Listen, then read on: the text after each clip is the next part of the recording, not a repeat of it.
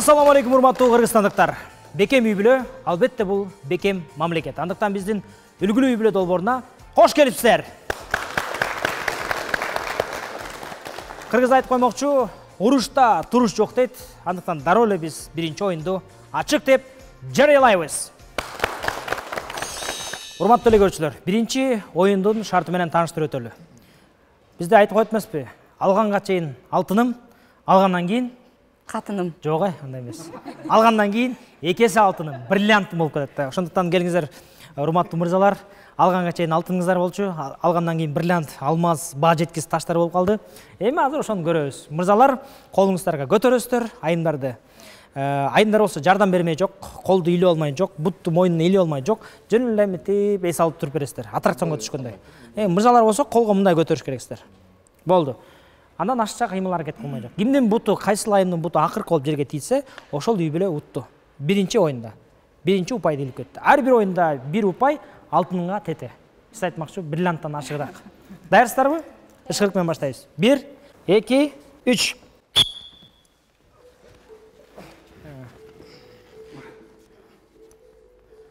Кол менен эле ушунда кармалыңыздар, болду. Башкача жардам бериң. Бут илип алмай жок,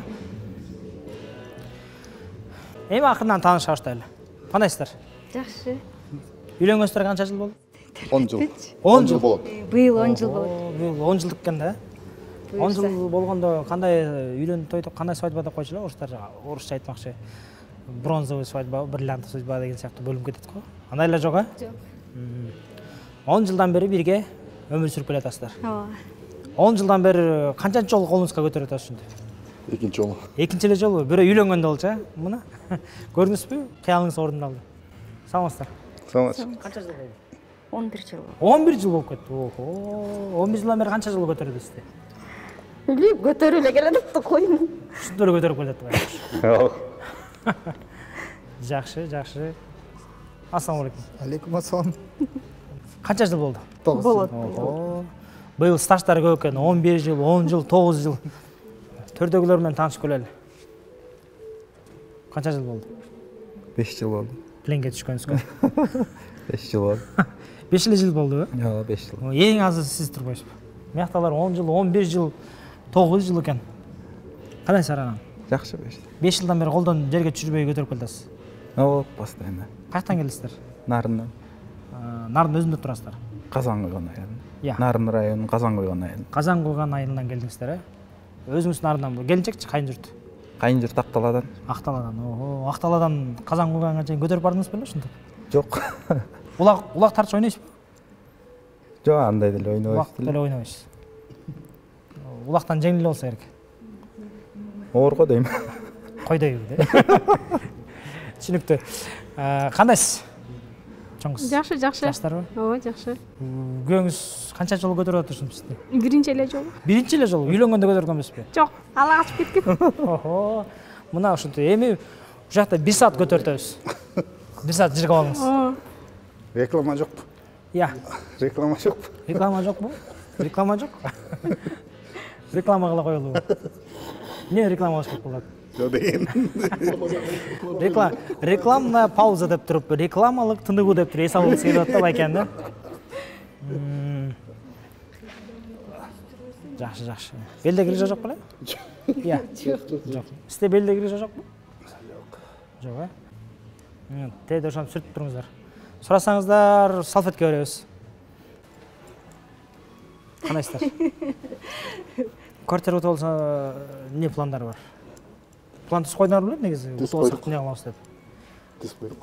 Ремонт кылып, ичине квартираны киргизип койсоңар. Өзүңөр эле жашайсыңар. Өзүбүзгө. Же бирөөнө белек кылып берип саласыңар. Эч ким көрбөйбүз. Эч ким көрбөйсүздар. Эч ким көрбөйбүз. Ошо азыр жеңиште да эч ким көрбөй, аягына чейин чыдаңыздар, Аз калды, Кудай буйруса. Азыр бирөө чөт, анан кийин дагы бирөө чөт, анан дагы бирөө чөт. Ошентип аягына бирөө калат. Эмне бар экен аякта? Лампочкалар санап атасызбы?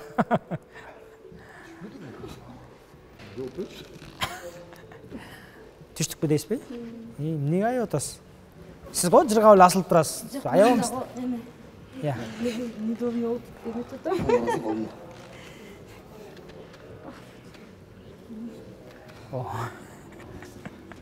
Болсын бала эле дегиздеги. Штангисттер немеге штанганы көтөргөнгө даярданган турганда эле мындай. Ат дегиче. Өзү сиздин кесип эмне? Курулуш тармагында. Курулуш тармагында.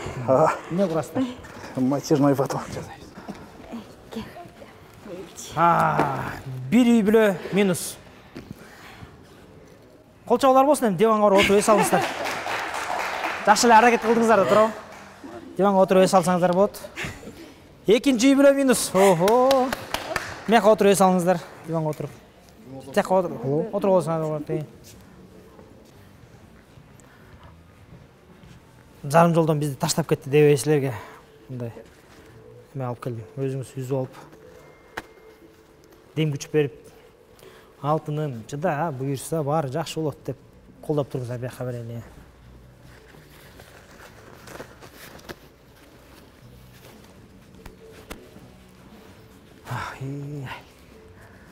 Кайдан жайдан ушул оюңа келе калдым эле деген ой болгон жокпу?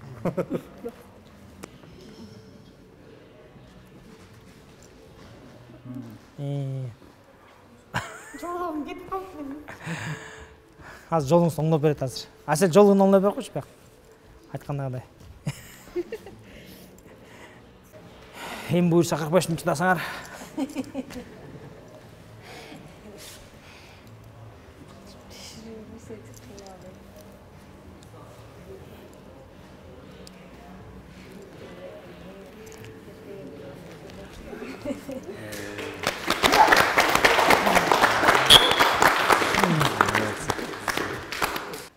Бакыт мырзанын үй бүлөсүнө кол чапкаңыздар, туугандар. 1 упайды илип кеттиңиздер. Бирок муну менен бардыгы токтоп калбайт. Сөйдөн алдыда дагы 3-4 оюн бар. Ошол жактан жетип алсаңыздар болот. Кол чабуулар болсун Бакыт мырзанын үй бүлөсүнө. Жай келе жатат. Эс алуу, жаңы жаркын окуялар. Балким смартфондо жаңыртууга кез келдиби? Же жөн гана жаңы нерсени каалайсыңбы? Муну уюштуруу оңой. Каалаган Текна же Infinix смартфону сатып аласың, же 600 сомдон башталган бөлүп төлөөнү таризде 1000 сом кэшбэкке ээ бол. Кандай гана пайдалуу. Сени Остордун бардык дүкөндөрүнө күтөбүз. Сага смартфон керекпи? Анда сага Остор керек. Мына ошентип 1 саатка чейин созулган таймаштын ичинде Бакыт мырза менен Базира айымдын үй бүлөсү 1 упайды ийилип кетти. Чын жүрөктөн куттуктайбыз, кол чапкаңыздар. Жана эчекебиз айткандай, мындан аркысын ар бир оюнда 1 упай, бул алтындан да керек болсо бриллианттан да артык болуп кетиши мүмкүн. Ошондуктан кийинки оюндарда Базира айымга мүмкүнчүлүк бербегендей болуңуздар, упайларды илип кетиңиздер. Бул жакта 1 упай бар, булар шашпай кылмалашы мүмкүн. Ошондон сиздерге ийгилик каалайбыз. Эми акырынан тааныша берели. Төрдөн баштайлы. Саламатсыздар. Саламатсызбы? Кандайсыздар? Жакшы. Кош келипсиздер. Рахмат.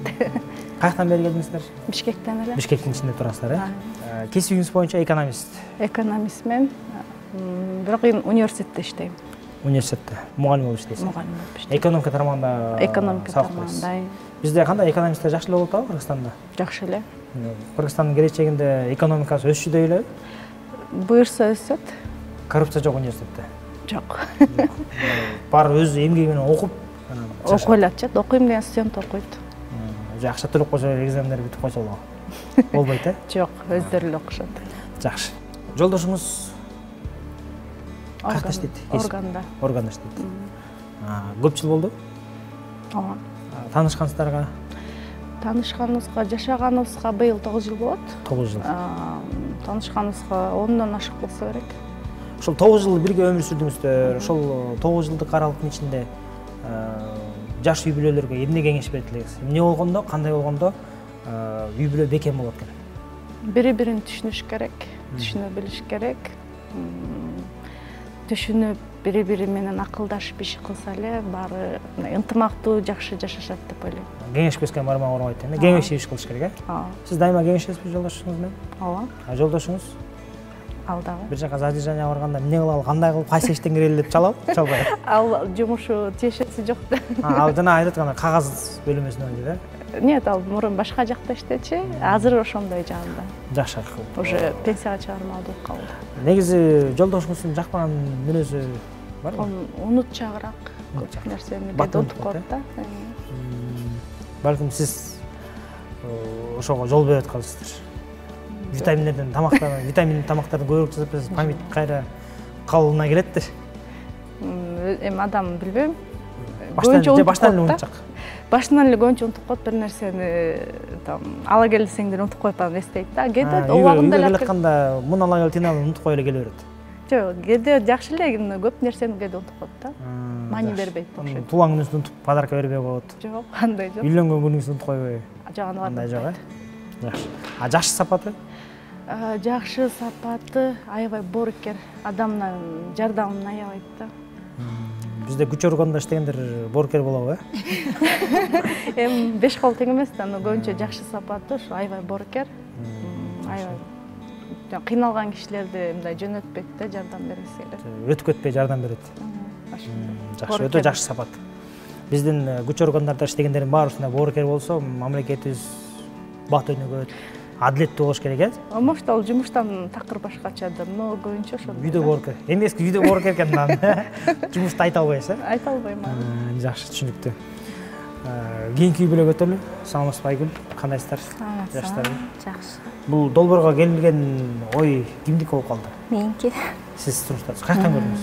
Инстаграмдан. Инстаграмдан кимдикиден? Бир новостной бир эмеден көрдүм, унутуп маалымат жейчи деген го дейм.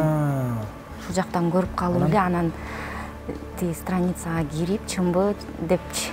Сиздин страницаңызга кирип. Алдап аткан жокпу деп. Кирсем чын эле экен. Анан айтсам сразу эле ишенген жок окшойт, тартылды сразу эле. Бирок ишенбептир да. Башында ишенген. Анан мейл деп тартылып койгон экен көрсө оюнда. Биз жана айттык го, буга чейин сиздерге чейин 16 түгөй жылдыздардын арасында кылганбыз. Биринчисинде, экинчисинде 16 түгөйдү эл ичинен тандап алабыз деп атайын жардама берип, ошолорду чакырып, өзүбүзгө мына жылдыздар катышты, эми силер да катышсаңар болот деп чакырдып, 1000ден ашык СМС келген, ошонун ичинен 16 түгөй сиздерди тандап алдык. Бул жакта тааныш билиш, коррупция кылган жокпуз. Баарын Кудай көрүп турат. Ошондуктан мындан аркысындагы ийгиликти жарата бериңиздер, жакшылап квартиранын аягына чейин чыгыңыздар. Сөйдөн Кут курулуш компаниясы 1-орунга үй берет, 2-орунга автоунаа, 3-орунга чет өлкөгө саякат. Аны унутпаңыздар.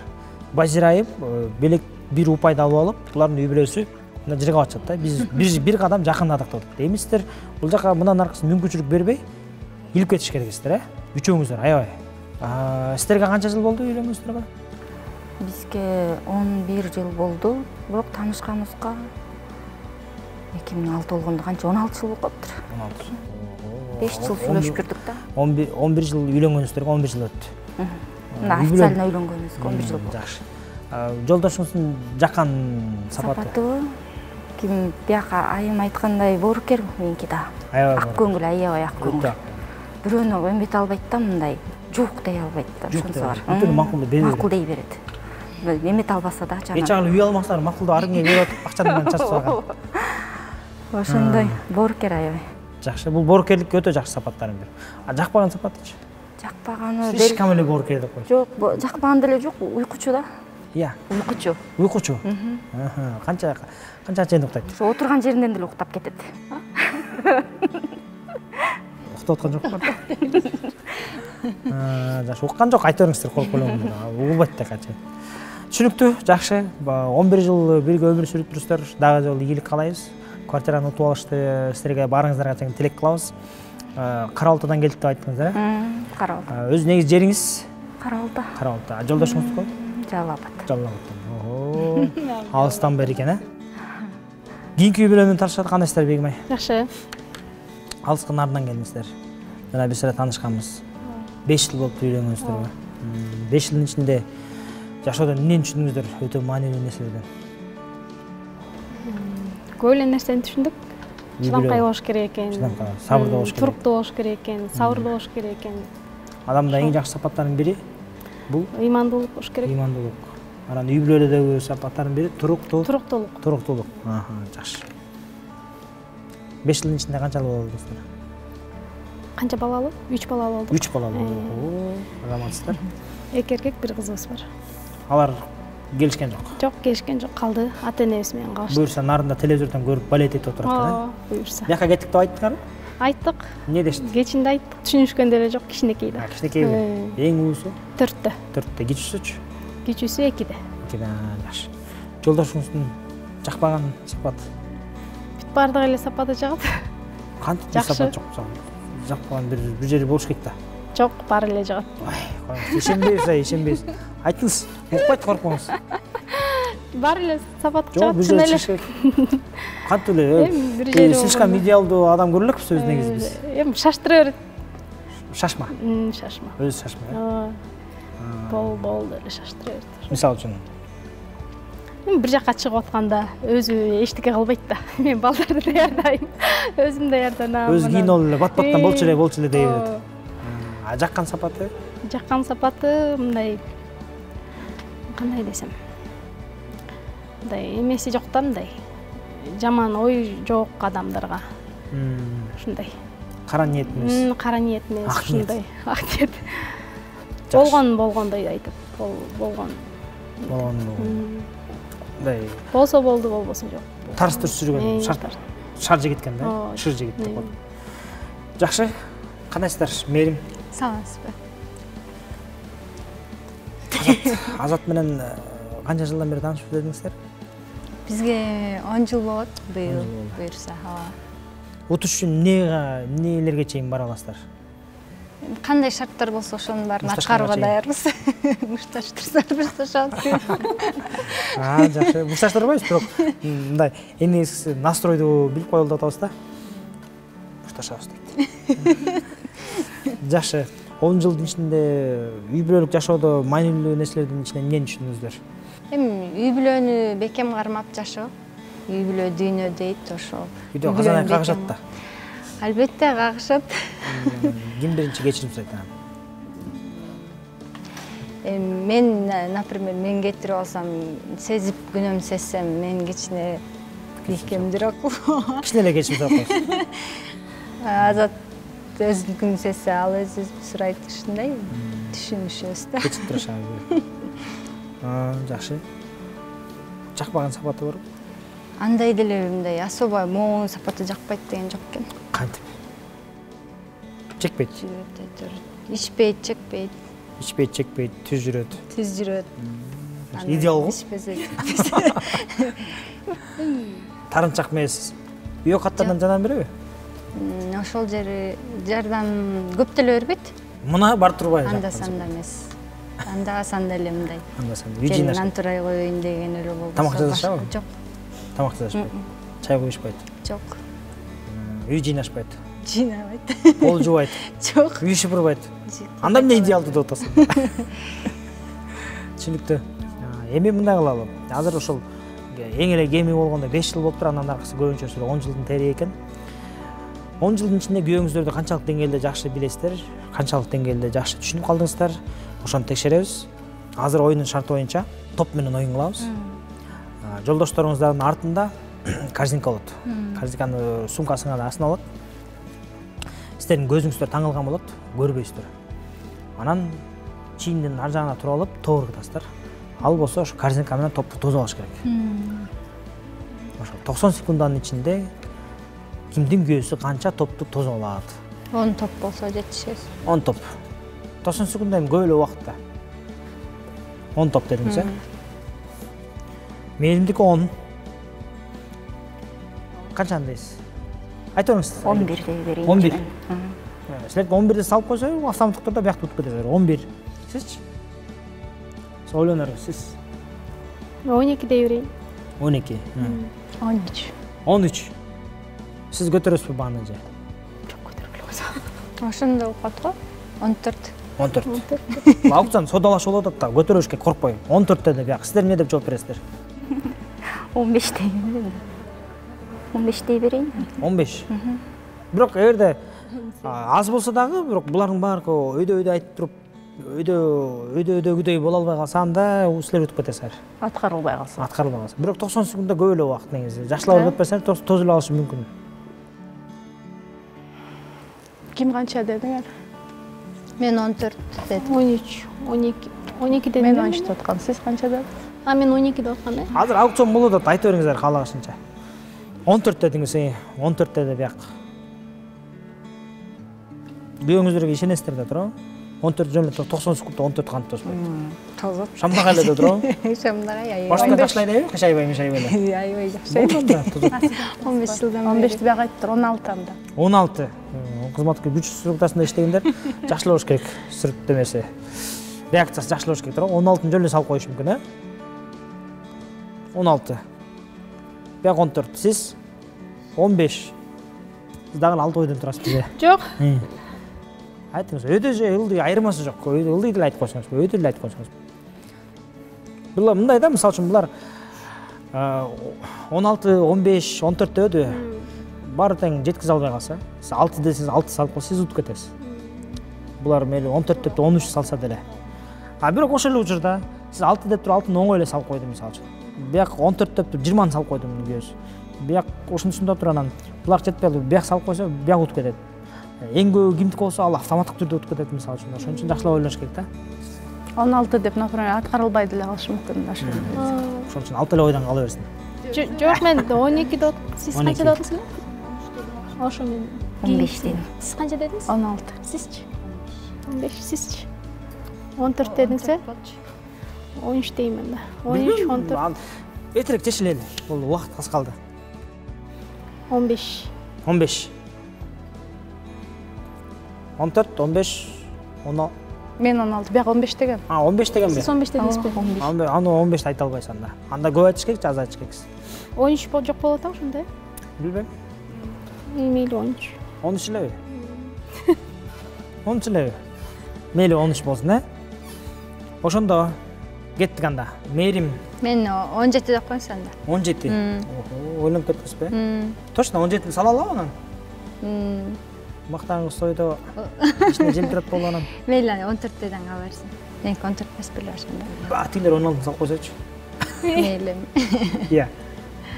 Эмне болот 16 салып койсо? Утуласыз да. Ошон үчүн 17 деп атам анда. 17 болосун. Точно, мен күнөө элемесин өзүңүз. Иә. 14 деден кала берсин. 14. Меримдер 14. 13. Бегимайлар 13. Айгүл эже 15. Базира 16. 16.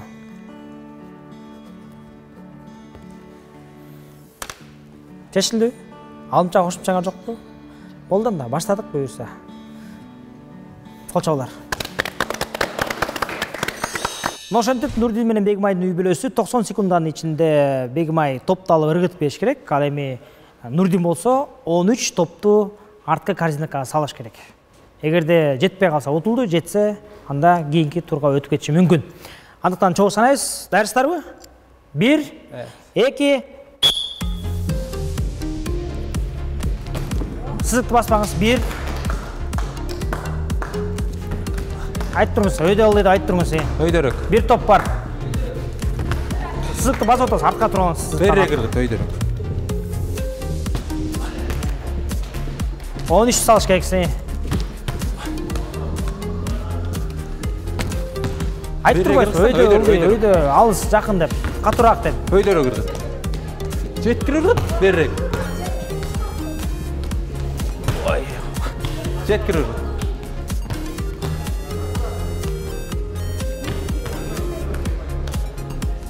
Жолдош, өзүңүз айтпайсыз. Өйдөрөк ыргыт. Айтып тургула.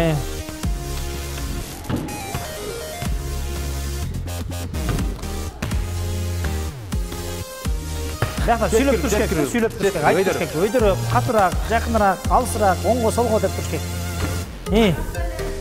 Bir топ кирди, бирок bir топтон башка кире элек. Экинчи топ кирди. Үчүнчү топ кирди. Төртүнчү топ кирди. Топ төп коюңуз. Ыргыт.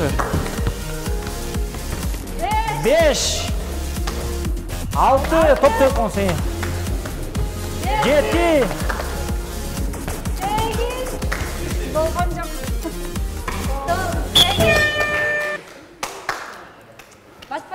Ай. Тилекке каршы сиздер оюн аяктап баратканда түшүнүп калдыңар да бири-бириңерди. Сиз жакшы ыргыта баштадыңыз, сиз жакшы тозо баштадыңыз. Ошон үчүн бул жакта айтып туруш керексиз да, сиз өйдө, ылдый, оңго, солго, акыныраак катуураак депчи. Тилекке каршы сиздер 90 секунддун ичинде 13 топ тозо албай калдыңыз. Ошондуктан кечирим сурайбыз. Отуруп туруңуздар. Кол чабуулар. Мына ошондуп кийинки кезекте Мерим жана Азаттын үй бүлөсү даяр болуп турат. 90 секунддун ичинде 14 топту киргизиш керек. 1, 2.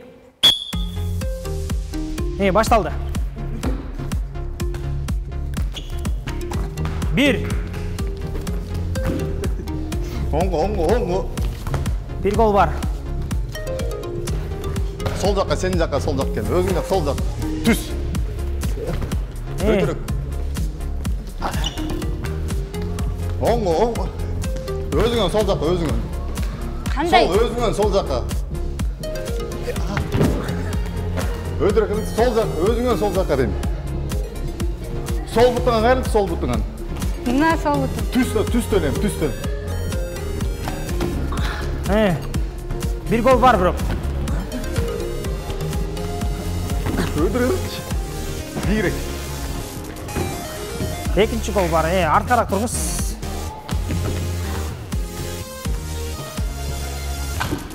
Линиядан өтүп кетип атасыз. Сол жаққа беріп.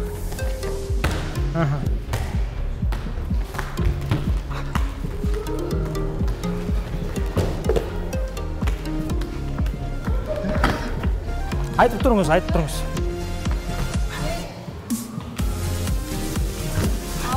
Сөн салыңыз топты. Жетті.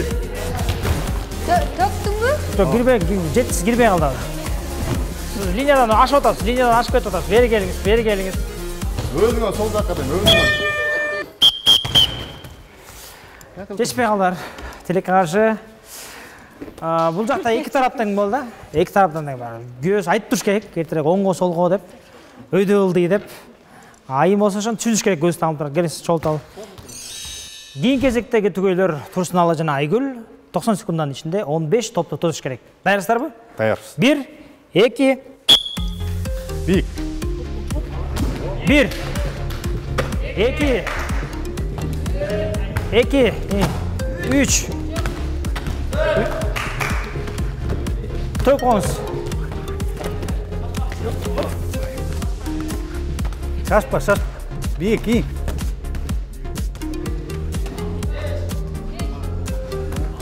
Tökons. 7,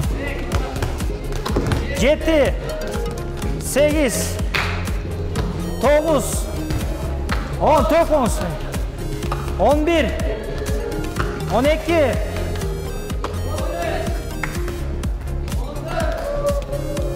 Tökons. 16, 15 boldu da. 15 bir esepte tökons salırız. 16 salırız. Tökons.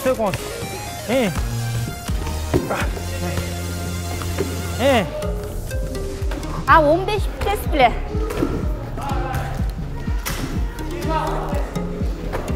Tökons.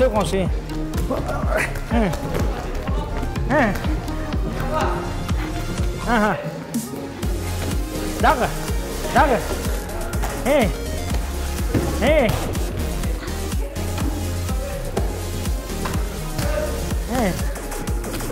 Dağı. Dağı.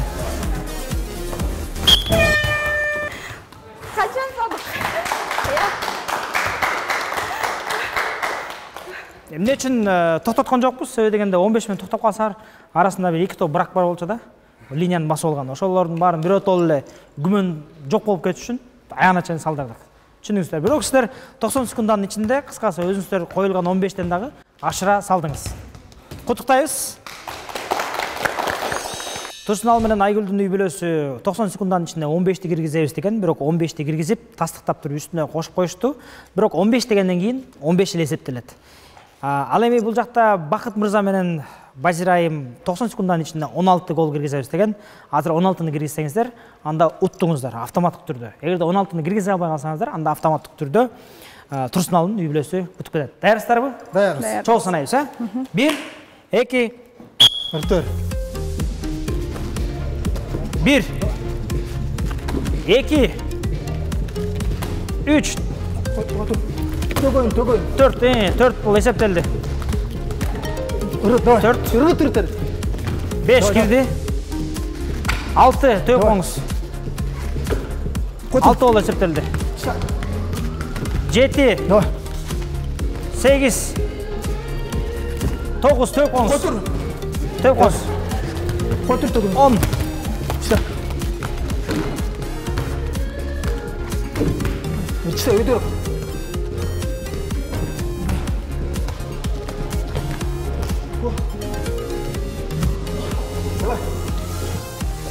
11 12 төп қоңыз 13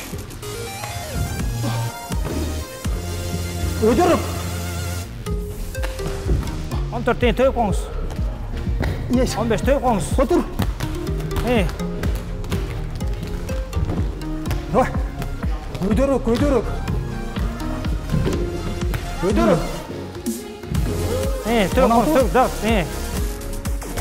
Tozoruz. Tozuz. Töp qo'ng'iz. Töp qo'ng'iz. Berishib olamiz.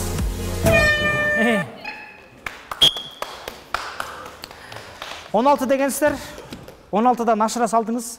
Ең негізгісі 16-ны бекіттіңіздер. Ошо менен сіздер автоматтык түрдө дайыр упайды илип кеттіңіздер. Кол чабуулар.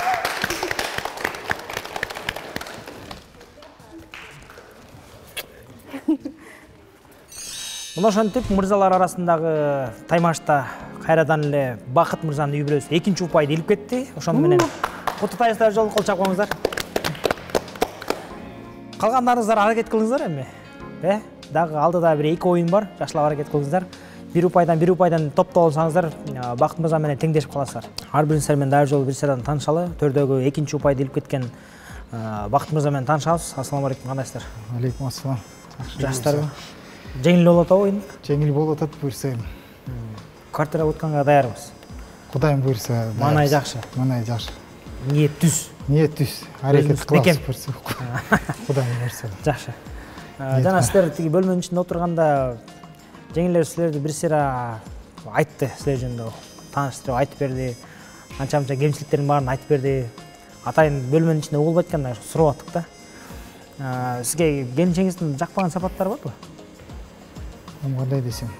Жана сиз жөнүндө аябай айтты да, толтура бир монту эле эсептеп атты, бая жакпайт, тия жакпайт, мунус жакпайт, тинис жакпайт деп айтып атты анан. Отуруп сабыр кылыңыз дедик да биз. Жакпаган сабат жок деле бүт мындай. Эми ар бир адамда эле бир кемчилик болот да, кантип келинчегизде кемчилик жок. Кемчилик жок деле ойлойм, негизи бир мүнөзү бардыр да, бир жакпаган. Балдарды катуу кармайт, тарбиялайт. Мен болсо боорукермин. Балдарымды катуу кармайбы? Окутат деген туура жагынан. Мен бая балдарга катуу сүйлөй албайм бая. Сүйлөйм мен бая. Катуу тарбия бере албайм. Ата деген кичине жумшараак болот экен да кичине. Негизи ошол эле болбосо. Так баарын жумушка жетишет, үй бүлө, үйгө келип тамак жасайт, кир жуйт, бүт баарына жетишет. Кеде мен бош болуп калсам, кеде мен деле тамак жасап коем, тандай жок. Ким биринчи эрте келет. Демек сиз үйдө келинчеңизге жардамдашып, үй жыйнашып, тамак жасашып, Сөзсүз. Өтө жакшы, өтө жакшы. Мына Бакыт байкеден көбүбүз үлгү алсак болот экен. Чындыгы мырза бул үйүнө дагы мырзалыкты көргөзүп, келинчегине жардам берип, үй каттарын кылышып коюу бул өтө жакшы нерсе. Себеби дегенде үй бүлөсүнө жардам берген, үй бүлөсүнө камкор мырза албетте үй бүлөнү бекемдейт. Сөзсүз. Жакшы. Жакшы. Өтө жакшы. Сыймыктанабыз. Сиздердей байкелерге. Ары жашоо арагандай обстановка болот. Кеде жумуш чыгып калат. Ушундай. Садик алып барасың, школа окутасың, чогуу эле баарын иш кылабыз негизи. Негизи үй бүлөдө эркектин жумушу, кыздын жумушу кылбай, эгер эме чогуу ошо жумушту кылганда ошондо үйдө ынтымак болот. Ошондо бири эң негизи үй бүлөдө мен ойлойм да, үй бүлөдө ынтымак болуш керек. Ынтымак ошо бири-бирин түшүнгөндө ошондон башталат да, орус тилинде взаимопонимание дегендей ошондон башталат. Бириңизди жакшы түшүнөсүздөр, бир көз караштанбы? Сүйлөп эле түшүнөбүз бир-бирибизди. Карап айтып коңузчу битеке. Карасаңыз түшүнөт болду экен. Түшүндү бул. Билет мен мүнөзүмдү билет. Не деп атканын болду. билет. Жакшы. Каяктан таанышып калдыңыздар? сеттен мында случайно эле агенттер жаткансыздар э агенттен случайно эле баягы жакын жак болуп калып анан баягы сүйлөшүп негизи жолугуп 1-2 жылдай сүйлөшүп жүргөнбүз негизи 1,5 жета 2 кайсы бир өзү жаккан үчүн алып калдыңыз эмнесин сүйүп калдыңыз өзү негизи эле мындай адам кишиге жаап калат го сүйлөшүп жүрүп уже баягы көнүп сүйүп каласың го көнүп ухаживать этип уже бүттү башка эчтеке көрүнбөй калат дегендей сиз алам дедиңиз ал тием деди жашадык ар кандай жашоодо ар кандай болду буюрса азыр кудай шүгүр казан аяк кагышты майда чүйдө өтө кагыштырганга аракет кылдык кагышпасын деп болушту баары жакшы эле кудайым жакшы аябай жакшы бизге үлгүлүү үй бүлөлөрдүн катарында биз бирибизди түшүнбөсөк анан бизди ким түшүнөт дегендей жакшы өтө жакшы эмне дейсиз эми ийгилик болсун сиздерге квартираны утушту каалайбыз 2 упайды алып кеттиңиздер эми артыңыздан бияк жетип барса жетип барды жетпей калса утуп кеттиңиз кудайым буйрса кийинки жак менен таанышалы турсуналы мырза assalomu alaykum assalomu alaykum жакшы эмне утулуп атасыздар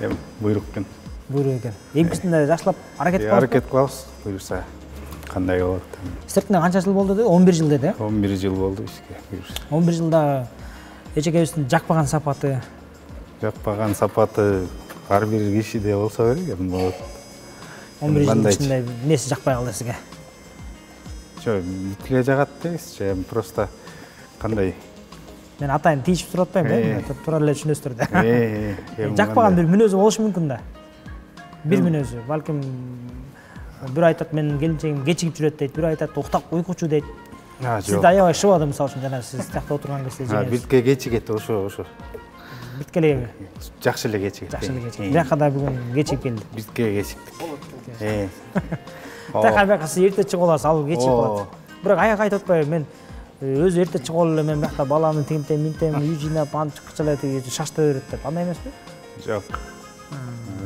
кечигет аябай жаккан сапатычы эми жаккан сапаты кандай десем шаңдуу шайыр жүрөт ошонусу жагат ошонусун сүйүп калгансыз тияка барсаңыз шаңдуу бияка барсак деле тияка барсак деле шаңдуу мана үйдүн ичи дайыма шаң шөгөткө бөлөнгөн келбейсиңерби деп аяштарыбыз да чакыра берет келбейсиңерби башкалар келбесе да силер келип үйдүн көлкүн ачып кеткиличти жакшы ошо 11 жылдын ичинде бир топ эле үй бүлөлүк тажрыйба чогулуптур да эми чогулду жаш үйлөнүп аткан үй бүлөлөргө кандай кеңеш берет элесиз кеңешим жаш үй бүлөгө бири бириңерди уккула колдогула ошондо жашоо болот деген бакытбек айтып атпайбы мен келинчегимге үйдө тамак жасашып коем үй жыйнашып коем чыны жуушуп коем депчи сиздерде барбы ушундай бар же бакытбек айтса ушунун жөнүнө мактанып аткан биякты бизди постановка кылып атат деп жок эми аны деген жардам бересиздер тамакты ким жакшылайт сиз жакшылайсызбы же жеңеше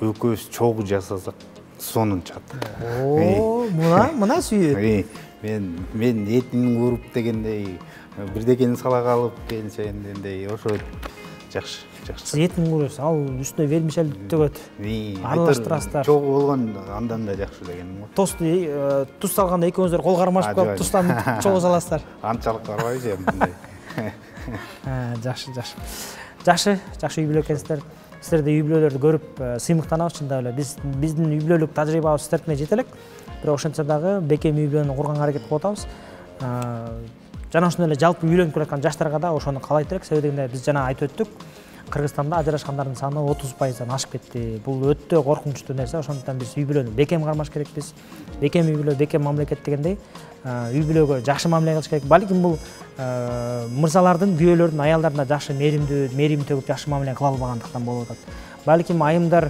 күйөөлөрүнө баш ийип аларга жакшы мээрим төгө албагандыктан болуп атат бири бирин түшүнбөгөндүктөн болуп атат ошондуктан сиздерге окшогон тажрыйбалуу үй бүлөлөрдү чогултуп келип чакырып келип анча мынча жаш жаңы баш кошуп аткан үй бүлөлөргө кеңеш айткандай үлгүлүү үй бүлө болуп бергендей өзүңүздөр ар бир нерсени айтыш үчүн адам өзү үлгү болуш керек да ошондуктан силерди үлгү катары чакырып атабыз ошондуктан сиздерге дагы ийгилик каалайбыз кийинки Нурдин мырзанын үй бүлөсү менен таанышабыз ассалому алейкум кош келипсиздер сиздер бизге анкета жөнөткөндө аябай кызыктуу анкета жөнөтүпсүздөр касип саттердин жанына отуруп эле касип саттердин жанына отуруп эски жана советтер союзундагыдай костюм кийип башка кепканы кийип галстук тагынып машина оңдогондо ошентип костюм кийип алдым дейм кастингге оңдосоңуз мындай жеңилби, оңойбу же маанай жакшы береби же? Маанай жакшы, өзүңдү жакшы маанайда алып жүрөсүң. Келинчеңиз болсо артыңызга мынтип эки ийиңизге колун коюп алып мынтип аябай жакшы анкета жөнөтүп, ошол кызыктуу болгон үчүн анкета жөнөткөн анкетаңыздар кызыктуу болгон үчүн биз сиздерди тандап алдык да. Кош келипсиздер. Сизге жакпаган сапаттар барбы? Мага жакпаган сапаты деле жок. Кантип? Бир мүнөзү болуш керек да. Акет кечик атат дейт. Сизде дедиңиз? Балдарды катуураак кармайт. Балдарды катуураак кармайт дейт. Эми ал диктатура бар дейт да. Бир четинен туура деп ойлойм, бир четинен ичим ачып кетет. Балдарыңызга ичиңиз ачып кетет да.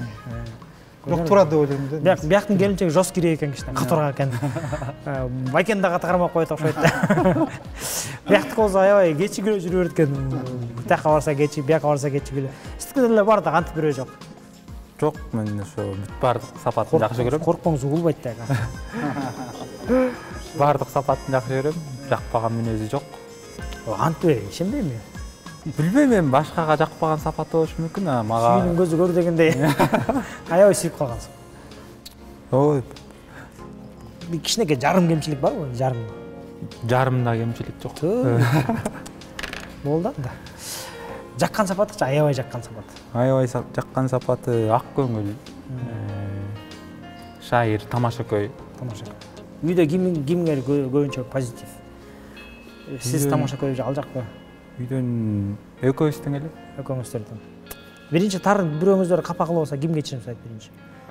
Биринчи мен кечирим сурайм. Ал күнөөлүү болбосо деле. Күнөөлүү болсо деле. Ал күнөөлүү болсо деле сиз кечирим сурайсыз. Точно сөзбү? Жок.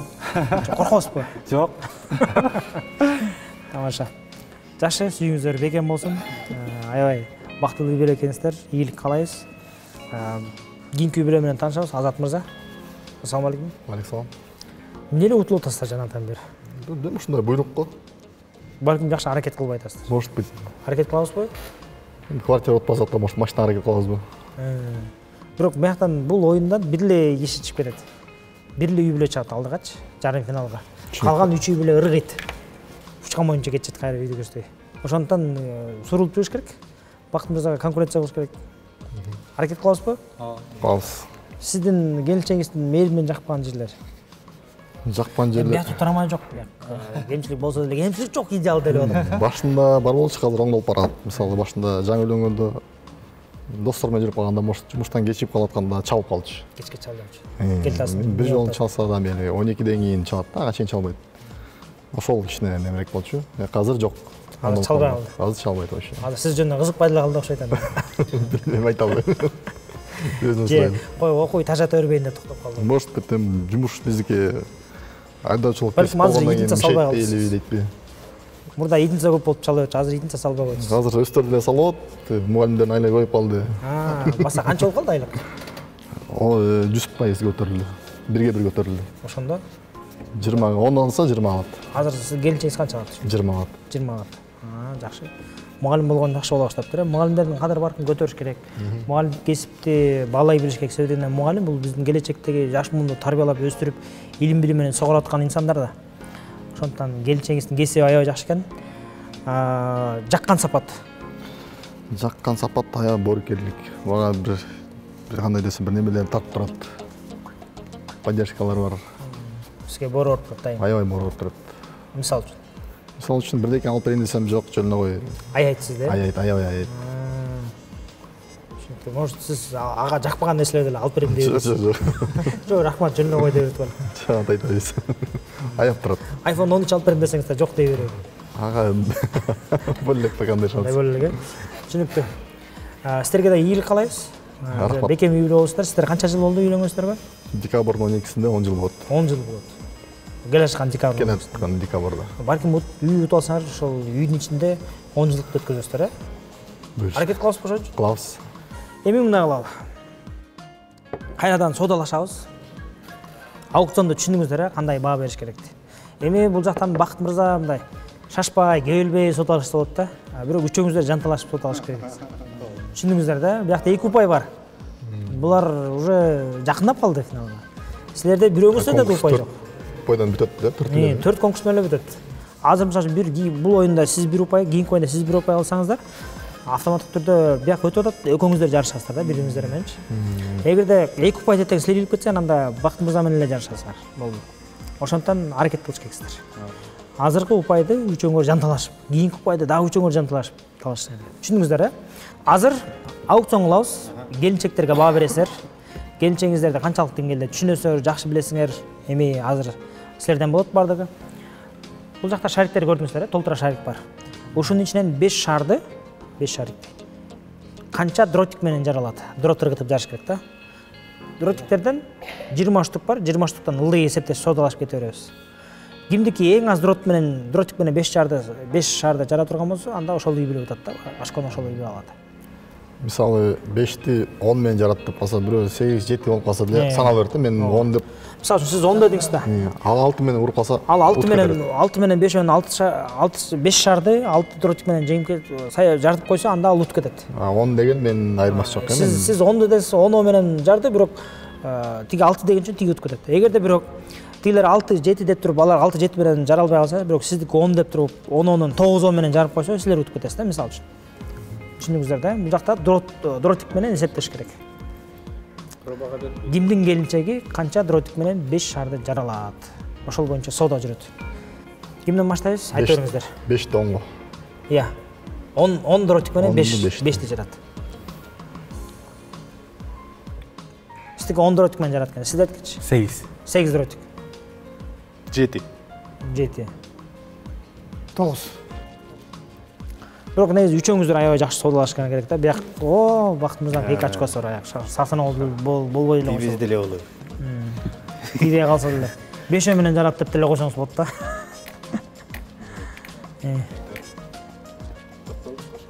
Канча болду? 7, 8, 9 болду. Сиз 9 боюнча. Сиз 8, 7, 11. Демек, Турсуналдын мырзасы 7, Нурдиндики 10 дейинчи. 10 деп эч ким айта элек, 10. Азаттыкы которо бересиң. Аузун бүтө элек. Азыр мону жазып бүткөндө бүтөт да. Сиздики эмне 9 боюнда калдыбы? Жыйынбы жана. Кадимки эле дротик. Давай анда мен бир көтөрүлөйүн. Жол, молар. Келиңиздер, мындай кылабыз. Келе. Реметиге азыр. 5 шарик. Ошо менен бүтүрөлү сооданы азыр. Азыр аягына чейин чыгалы. Канча болду? 9 кала берсин. 9. 10. 8. 11. 9, 10, 8, 11. Сиздики 8. Демек, Турсуналдыкы 8. Сиздики 9 болду, 10 болду. Сиздики 9. Азаттыкы 9. Все. Даярсыздарбы? Даяр. 10.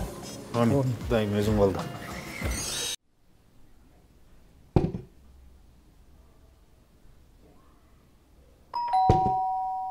Келишти окшойт. Ата келиңиздер, жакшысыздар. Кандайсыз бар? Кандайсыздар? Жакшы көрөсүңөрбү? Алихан кайда? Уктап атат. Апа кандайсыз? Мен Алиханыма барайынчы. Тургандыр.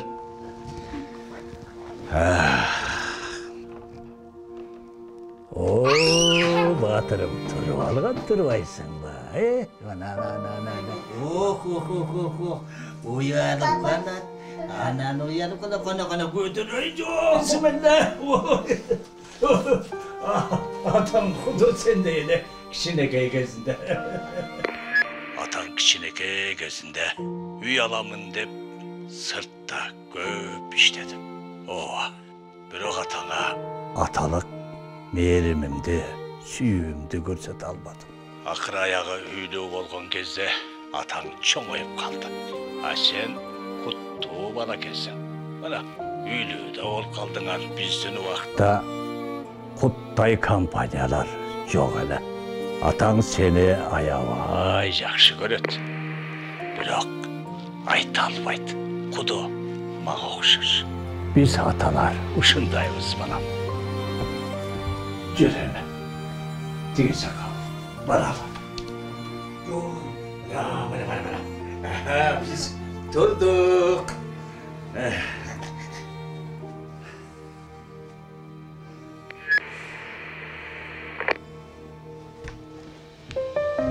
Siz болгону үй бүлөңүз менен бирге болуңуз. Калганы биздин иш. Код курулуш компаниясы Белек турак жай комплексинен жеңилдетилген шарттарда үйлөрдү сунуштайт. Узартып төлөө мөөнөтү 84 ай. Ремонту болсо биздин. Код курулуш компаниясы үйлүү болуу дагы да жеңилдеди. Урматтуу көрүүчүлөр, айымдар арасында таймашта азыр 5 шарды Бакыт мырзанын үй бүлөсү 11 дротик менен жарабыз дедиңиздер, 11 дротик менен 5 шарды жармай болду. Даярсыздарбы? Чогуу санайбыз. 1, 2, 1. Көрдүң? Шашпа, есть шанс, шашпа. Спокойно. Сызыкты баспай турабыз артка. Спокойно. Көрдүңбү? 11 деген сен. Көрдүңбү? Көрдүңбү? 11. Канча болду? 1,5. Кырытка турак. Ой, көрдүңбү? 11. Вот так. 2. Курамак чогулуш. 3. Да. Вот 4. Биренжер болду. 5.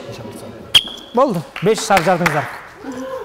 Колчолор болсун туугандар, ошол менен 11 дротик менен 5 шарды жарабыз деген 10 дротик менен жарып койду. Кийинки кезекте Нурдиндин үй бүлөсү 5 шарды 10 дротик менен жарабыз деди. Аны баарыбыз чогуу көрөбүз. Даяр болсоңуздар баштадык. 1, 2. Түшүр. 1. Сызыкты баспайбыз, сызыкты баспайбыз. Жеткирип. Сызыкты баспайбыз. 2, 3. 1 тиям. 4. Ай. Тилек каршы. 10 дротик менен 5ти жарабыз деген, бирок 10 дротик менен 4 эле шарды жарып калдыңыздар. Не дейбиз? Отуруп туруңуздар эми. 3-чү кезектеги түгөйлөр Азат мырза келип айтып калды. Мен келинчегим кожо жаштан кем эмес. 9 дротик берсең мен 5 эмес 9 жарып коем деди. Эми көрөбүз. 5 шарды 9 дротик менен Азат мырзанын келинчеги Мерим жаралабы. Чогуу санайлы. 1, 2. Катыраак. 1. Шашпачы. Катыраак урчу, катыраак.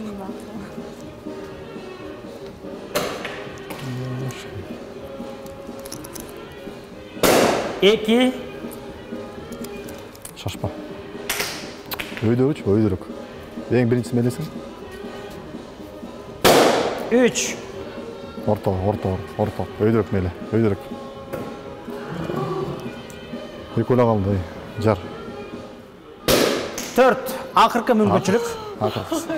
Акыркы дротик. Берем суу. Иә. Шашпа. 5. Чындап 9 дротик менен 5 шарды жарышты. Аселерден калды. Мен отуруңуздар силер. Мына ошентип чечүүчү учур келди.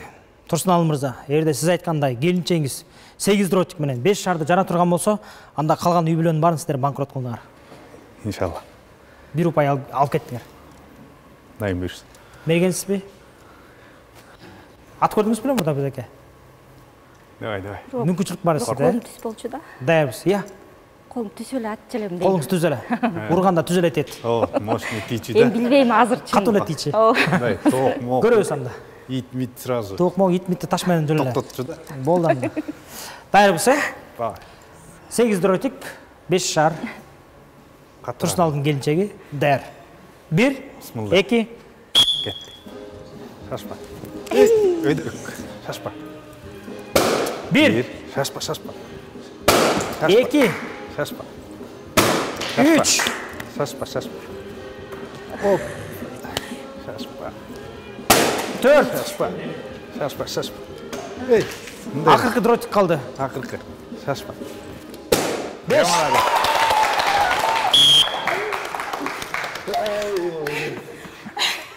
Куттуктайбыз. Мына ошо менен эң аз дротик менен 5 шарды жаргандыгы үчүн 1 упайды сиздин үй бүлө автоматтык түрдө алып кетти. Кол чап коюңуздар туугандар. Мына ошентип бул оюнда Айгүл айым 8 ротик менен 5 шарды жарып 1 упай делип кетти. Ошон менен Базира айымда 2 упай, Айгүл айымда 1 упай. Силердин үй бүлөдө. Кол чабуулар. Эми бул жакта Бегим айым менен Мерим. Силер аябай аракет кылышыңар керек. Эптеп экөөңүздөр бирөөңүздөр 1 упайга алып калсаңыздар азыр беттешесиздер.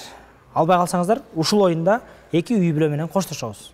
Тагыраак айтканда экөөңүздөр менен коштошуп калышы мүмкүн. Эгерде экөөңүздөрдүн бирөөңөр упай алып калсаңыздар, анда Айгүл айымдын үй бүлөсү менен жарышып, анан өтүп кетишиңиз мүмкүнсүңүздөр. Дагы эле мүмкүнчүлүк бар.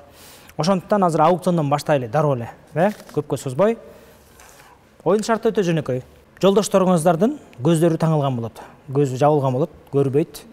Жерге полго биз мынактан түстүү шариттерден көп тизебиз. Кызыл, сары, жашыл, көктөн. Анан ошол шар ар кандай тизилет, жерге коюлат. Анан мен сиздерге мынакка жазып берем. Биринчи көктү, ирет менен, экинчи кызылды, үчүнчү сарыны, төртүнчү кызылды же жашылды деп бөлүп жазам. Ошол ирети боюнча анан күйөөңүздөргө силер айтасыз, оңго басасыз, солго басасыз, нары бас, бери бас деп ушул жерге отуруп алып, ордуңуздардан айтып, анан шарды карта менен жарыш керек. 6 шарды кимдин күйөөсү канча секундта жара алат. Кол менен барып жарыш керек да. Кол менен. Эңкейип кол менен жарыш керек. 80 секундда. Мерим 90, Мерим жастым. 90 секундда. Айгүл айым 80 секундда. Базира 75. 75. Бегим ай 90, 80, 75 болду. 65 деп койсун. 65. Болуңуз, жастын акыркы убакыт. Айтыңыз. 1 2 78. 2 секундабы? Көбүрөөк же азыраак айтыш керек да. 2 секундага кичине жетишпейди. Айырмалаш кыйын болуп калышы мүмкүн да. Чырчып кетиши мүмкүн 2 секундадан. 85 десеңиз болот. Же болбосо 70 десеңиз болот. Же болбосо 85. Же болбосо 95. Же болбосо 60. 6 шарик. Ал сиз кандай айтып бересиз, ошого жараша да. Көзү таңыл болот, Көзү таңыл. Айтыңыз акыркы сан? 85. 85. Сүйлөштүк анда.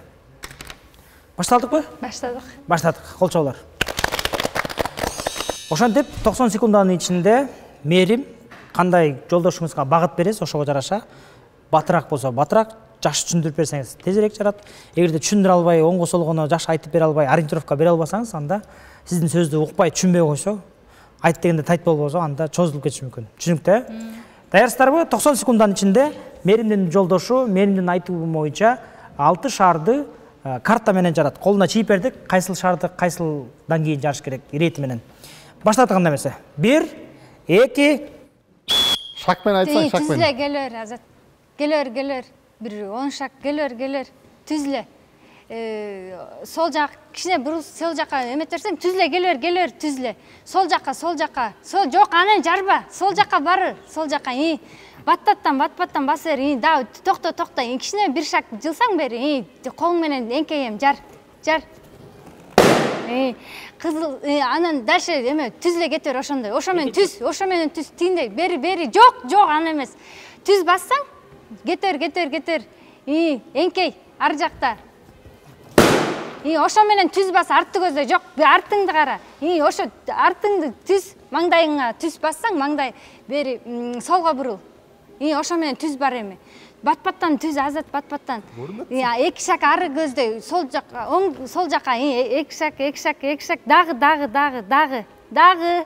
Эңкейем, жар. Ошо менен маңдайың менен түз кетер эми.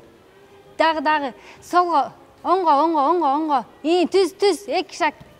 Жар. Бери, мен үнүм чыгатпай ошака түз кел. үнүм чыгып атпайбы мен жака? Түз. Келер.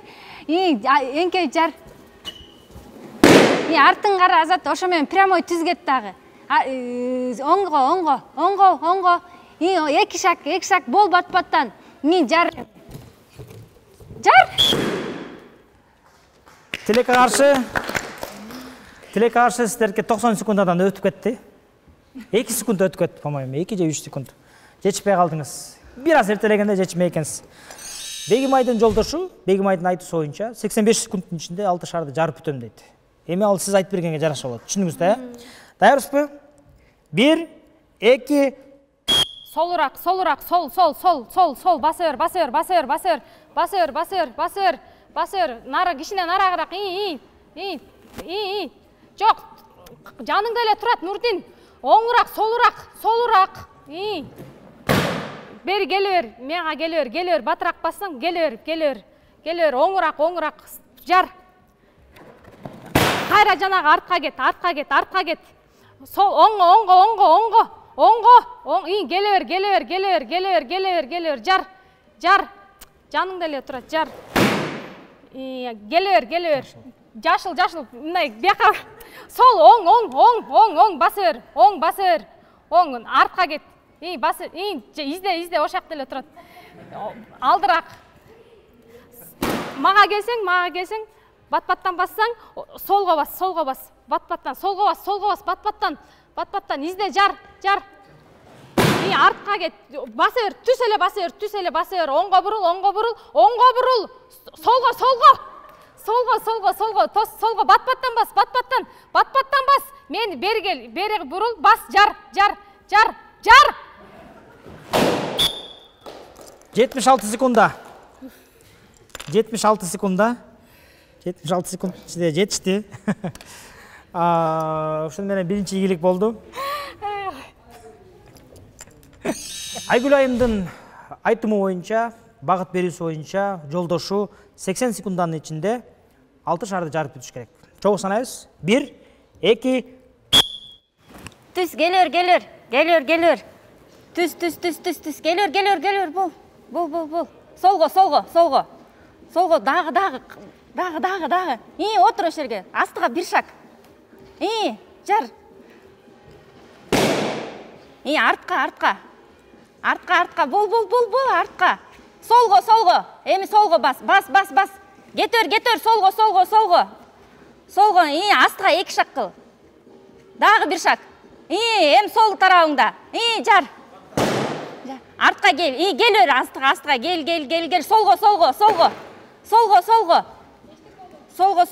Солго, дагы артыңа бир шаг кыл. Жар. Келер. Түз. Келер. Оңда, артыңда. Жар, турат астыңда.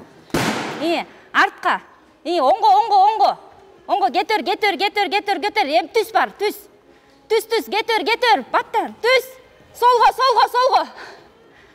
дагы бир аз, асты. Оңго, астыга, жар. Артыңа келер, ошентип келер. Бияка. Сол, оңго, артка.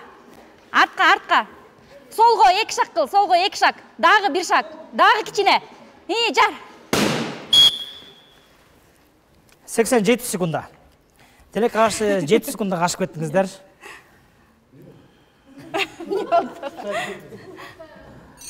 Ал эми жыйынтыктоочу түгөй Базира айым 75 секундтун ичинде жолдошу менен айтканымды тайт кылбай угат. 75 секундтун ичинде 6 шарикти жарып коет деди. Баарыбыз чогуу санайбыз. 1, 2. Түз, бакыт, келер, түз, мени көздөй келер. Канча метр? Оңго. Нет, наоборот, солго, дагы, чуть-чуть, ылдый бол, жар. Да, капталга, түп-түз. Накал? Да, дальше. Кетер, ылдый бол, жар. Түп-түз келер, түп-түз, ылдый бол, бияка, түп-түз бол. Бияка, оңго? Оңго, бол, ылдый бол, бияка, кичине оңго. Жок, солго, бакыт. Айтпайсың мен. Кичине калды, бияка, солго, жар. Дальше. Түп-түз капталды көздөй. Кайсы? Аркабы? Оңго. Жок, солго. Бази. Түп-түз кетер, түп-түз кетер, артты көздөй, артты. Кетер, 2 шаг. 2 шаг дагы оңго. Жок, оңго дагы. Артка кара. Дагы 1 шаг бас. Дагы капталыңда, нар жак капталыңда, оң жак. Артка. Бази. Артыңда вакыт. Еще чуть-чуть. Карма.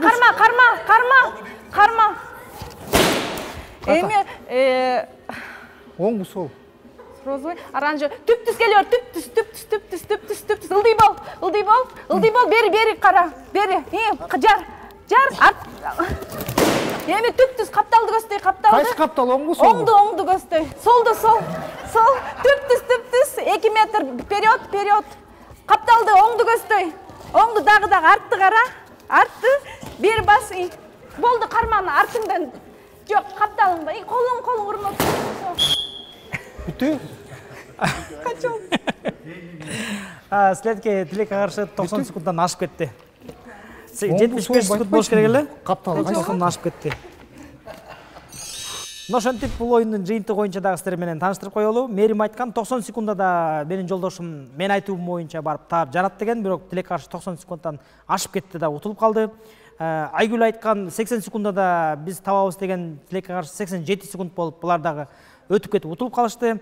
Андан кийин Базира айым айткан 75 секунддун ичинде табат деген, бирок тилекке каршы булар дагы убактысынан өтүп кетип утулуп калышты. Болгону гана Бегим ай 85 секундада табат жарат деген, 85 эмес 76 секунддун ичинде тапшырманы аткарып 1 упай илип кетишти. Кол чабуулар. Ушуну менен урматтуу достор, Бакыт мырзанын үй бүлөсүндө 2 упай бар болчу бага чейин. Андан кийин Турсуналдын үй бүлөсүндө 1 упай алган дротик менен. Азыр болсо акыркы упайды Бегим ай алып кетип, ошо менен үчөөңүздөр калдыңыздар дагы. Тилекке каршы биз Азат мырзанын үй бүлөсү менен коштошууга туура келет. Кол чаап коюңуздар. Келиңиздер. Эми урматтуу Азат мырза, эч кандай капачылык болбош керек, таарыныч болбош керек. Бул жөн гана оюн, балким кийинки оюнга дагы жакшылап аракет кылып келесиздер. Ал эми куттуу үйдөн кур чыкпай, үлгүлүү үй бүлө долбоордун атынан жана ошондой эле Тойбоз компаниясынын атынан сиздерге мондай үйгө барып чай ичип коюңуздарга Тойбоздун адал азыктарынан берип коелу дедик. Кол чабуулар болсун. Бул сиздерге. Аз да болсо алып, үйгө барып чай ичип коесуздар, Куттуктайбыз. Келип бергениңиздерге рахмат. Сиздер менен коштошобуз. Ал эми азыр урматтуу теле көрүүчүлөр, 1 упайдан топтошкон Турсуландын үй бүлөсү менен Нурдиндин үй бүлөсү бир оюнга чыгып таймашат. Кайсыл үй бүлө жеңишке чыкса, финалдык беттеше Бакыттын үй бүлөсү менен жолугушат. Кол чабуулар. Бул оюндун шарты менен түшүндүрүп кетели. Азыр 90 секунддун ичинде экөөңүздөр шарды аласыздар дагы, сызыктын бер жагынан баштайсыздар. Сизге ар бир инсанга шар бир жолдон тийиш керек. 2 жол колуңуздарда тык-тык деп 2 жол эленип калса, ал шар жарабай тыштап туруп кайра келе бересиздер. Кыскасы бирден элеп барып туруп чаканын ичине түшүш керек. 90 секунддун ичинде ким кайсыл үй бүлө көбүрөөк шарды чакага түшүрсө, ошол үй бүлө утат. Түшүндүңүздөр, Даярсыздарбы? 90 секундда ышкырыктан кийин баштайбыз. 1, 2.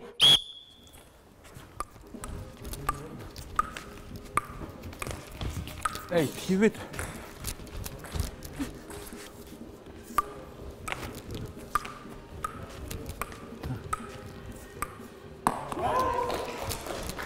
Сызыктын бер жагынан.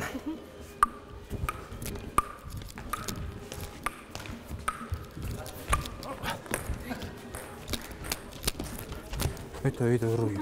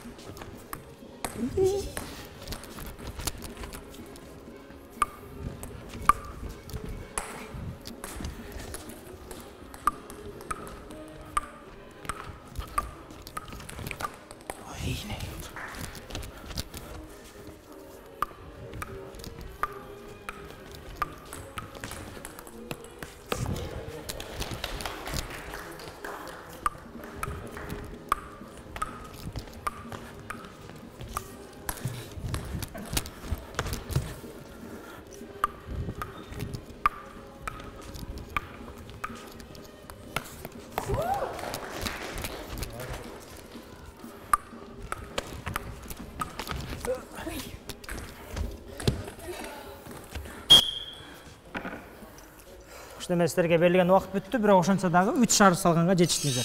Ошондук сиздердин атаандаштар 90 секундтан ичинде 3 топ салышты. Сиздер дагы шашпай барып, жок дегенде 4 салсаңыздар утасыздар. Түшүндүкпү? 1, 2.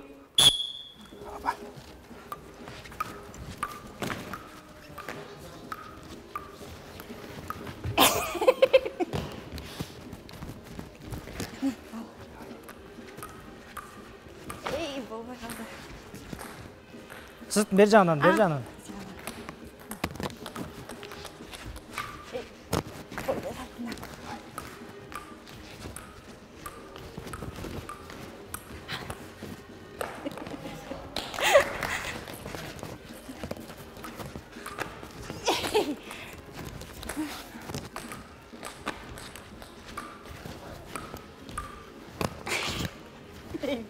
Сыз бер жагынан баштайбыз.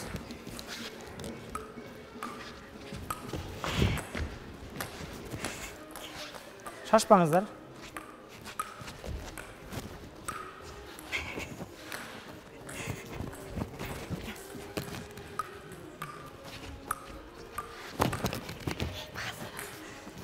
Вакыт бар дагы.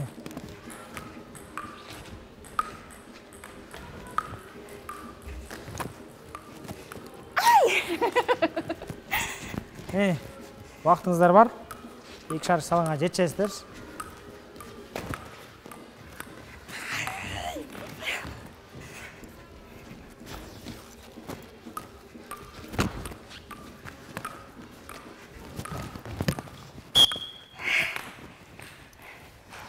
Тилекке каршы 90 секундтун ичинде атаандаштарга окшоп 3 шар салганга жетишкен жоксуздар. Ошондуктан 1-0 эсебинде атаандаштар алдыга чыгып кетти. Кол чабуулар.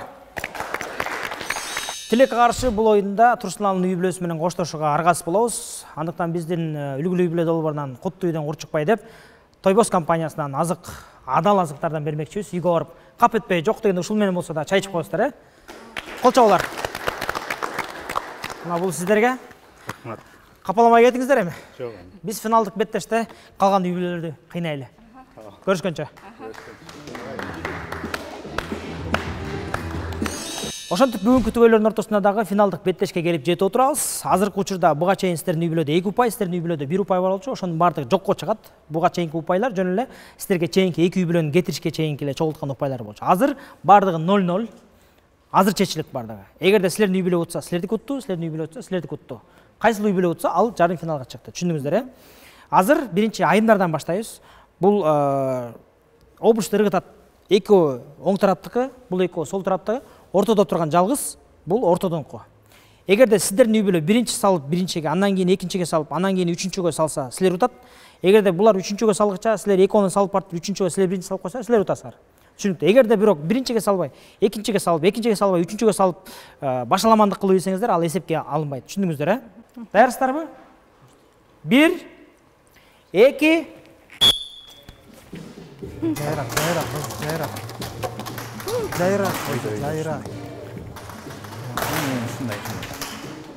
Опа, арка. Читер. Линиядан өтпөңүз, чоң аркараак. Читай. Артынан читай. Атыра. Ой, читай. Атыра, түзүрөк. Түзүрөк, тиге. Түзүрөк. Айлансаң кетет.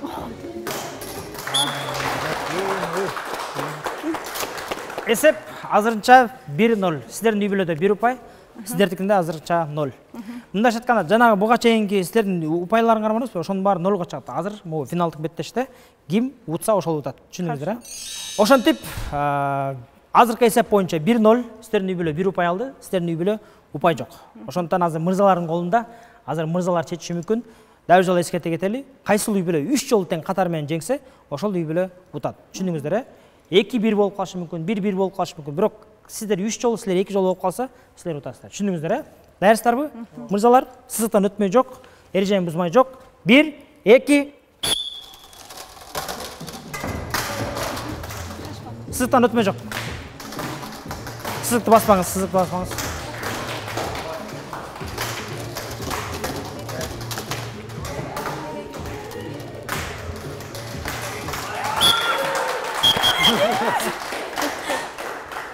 Азыркы боюнча эсеп 2-0. Сиздерде дагы бир мүмкүнчүлүк бар. Түшүндүңүздөр, э? Бул жак 3 болмоюнча, 3 жолу утмайынча ойнай бересиздер. Келиңиздер, кайрадан айымдар. Жыйынтыктоочу беттеш болуп калышы мүмкүн. 1, 2. Шашпа. Жок. Шашпа. Өйдөрөк.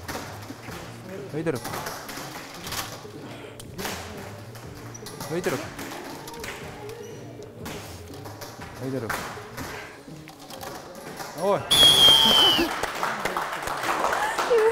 Ошентип, тилек каршы Бакыт мырзанын үй бүлөсү бир дагы очко ээ боло албай калдыңыз. Бул жыйынтыктоочу беттеште. Ал эми Нурдундун үй бүлөсү 3 жол катары менен уттуңуздар. Ошону менен сиздердин үй бүлө жарым финалга жолдомо алды. Кол чабуулар. Ал эми сиздер менен тилекке каршы коштошууга туура келет. Эми бул дагы болсо оюн. Капаламай жок, тарынмай жок. Биздин куттуу үйдөн кур чукпай. Алдыңыздарга Тойбос компаниясынын 2 үйгө тең продукциясы болсун. Үйгө барып чай ичесиздер. Сиздер болсо капаланбай, эмкиде кандай кылып утуш керек, ошол стратегияны түзүп чай ичиңиздер. Сиздер болсо сүйүнүп, сүйүнчүлөп, майлап чай ичиңиздер. Бул сиздер. Чоң. Ал эми урматтуу телекөрүүчүлөр, биздин үлгүлүү үй бүлө долбооруна келип берген жалпы бардык түгөйлөргө ырахчылык билдиребиз. Дайыма бардык жагынан үлгүлүү болуп жүрөңүздөр демекчибиз. Ал эми телекөрүүчүлөр, сиздерде болсо биздин Чебер Production YouTube каналыбызга кирип, катталып, ошол жактан өз оюңуздарды жазып, калтырып, жана Кудай буйруса, бул жактан уткан сиздердин үй бүлөңүздөрдү жарым финалда күтөбүз. Жарым финалда 4 үй бүлө, 4 жылдыздардын үй бүлөсүнө каршы жакшынакай оюн болот. Барыңыздарга дагы жолу терең ырахчылык билдиребиз. Бар болуңуздар, аман болуңуздар. Жарым финалда көрүшкөнгө чейин сак саламат болуңуздар. Кол чабуулар.